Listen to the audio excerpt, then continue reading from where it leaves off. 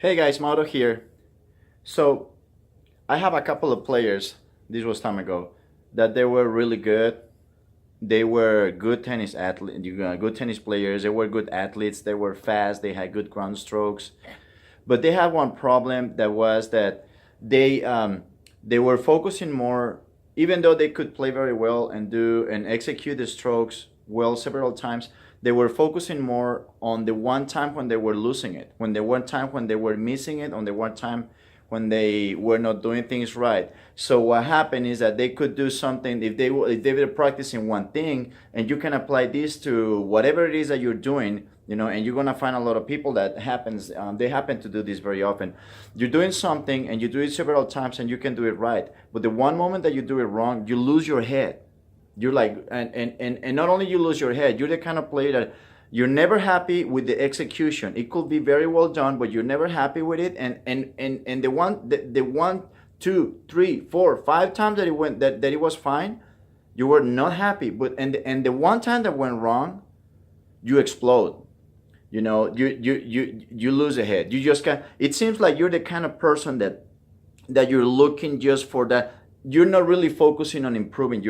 What you're doing is you're focusing on finding the reason why you're not gonna doing things right, and you gotta be careful with that because the way you're working, it's a plan that is very fragile. It's a plan that is not gonna really allow you to develop. It's gonna push you back so much more. So you're gonna fall so far behind from everyone because every time that something doesn't go wrong, instead of when you do two or three things well done, you're not stepping forward. And when you do, and when you finally, or when you mess up, you go two steps back. So there is no solution for you. There is no moving forward. There is no achieving the goal. Then that's what I call a lot. That's a lot of people that call themselves perfectionists. That's what they are. It's just the people that take the misery pill. They're just looking for that little thing that don't like. You see, I don't know if it happens to you that there is people out there that they're just looking for any little thing to be mad, to be pissed, to be offended. Oh, I didn't like this person the way they dress. I didn't like the way they look at me. I didn't like the way they walk. I didn't like the religion they are. Whatever it is. They're just they will find anything in any person at any time to not be happy about it. And you have to be very careful with that because that's gonna take you nowhere. That just creates stress, anxiety. That's a lack of goals, lack of motivation.